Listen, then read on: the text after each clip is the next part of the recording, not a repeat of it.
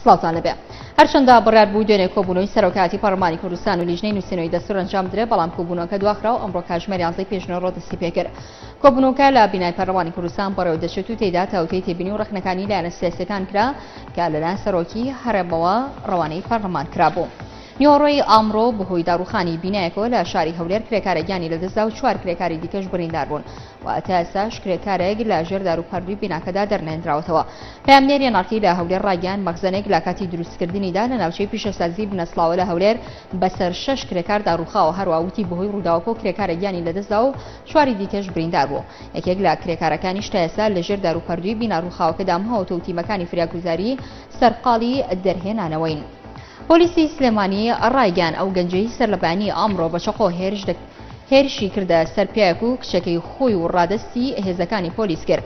ناخیب سەرکەوت ئەحمەد وتەبێژی پۆلیسی سلێمانی بەنارتی ڕایگەیاند ئەو گەنجە کە تەمەنی 20 ساڵ بووە بۆ کێشێکی کۆمەڵایەتیەوە لە گەڕەکی کورسی لە شاری سلێمانی بە چەقۆ هێرشی کردوتە سەر پیاوێک و کچە تەمەن 19 ساڵەکەی. هەروەها وتی بەخۆی و کچەکە و باوکی بریندار بوون و کچەکە بۆ وەرگرتنی چارەسەر ڕەوانەی نەخۆشخانەی فراکەوتنی سلێمانی کرا و لە ژێر چاودێری پزیشکیدایە.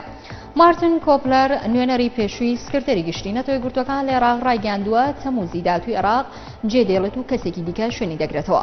کۆپلەر کە سەرلەبانی ئەمڕۆ گەیشتە شاری هەڵەبجە بە ڕۆژنامەنووسانی ڕایگەیاند دەمەوێت لە هەڵەبجە و عێراق جێبێڵم. هەروەها وتی هەڵەبجە شوێنێکی پیرۆزە بەڵام شیعە و نەتەوەکانی دیکەش قوربانیان داوە دەبینین عێراقیەکان کار بکەن بۆ ڕێگری لە دووبارەبوونەوەی دیکتاتۆریەت. جێگیری یەکەمی سەرۆکی پەرلەمانی عێراق هەر ئەمڕۆ دەستی لە پۆستەکەی کێشە و بۆ مەبەستەش بەڕێوەبەری لە دەست لە کارکێشانەکەی بە فەرمی پێشکەش بە ئوسام نجەفی سەرۆکی پەرلەمان کردووە. بەڵام تەسا نجەفی هەڵوێستی خۆی پیشان نەداوە. کەناڵی عێراقی نیمچە فەرمیە بەیانی ڕایگەیاندەوە قسەی سێل جێگیری یەکەمی سەرۆکی پەرلەمانی عێراق دەستی لە پۆستەکەی کێشاوتەوە بەڵام کەناڵەکە هیچ زانیاریەکی تری لەبارەی هەواڵە کۆبڵاو نەکردوێتەوە.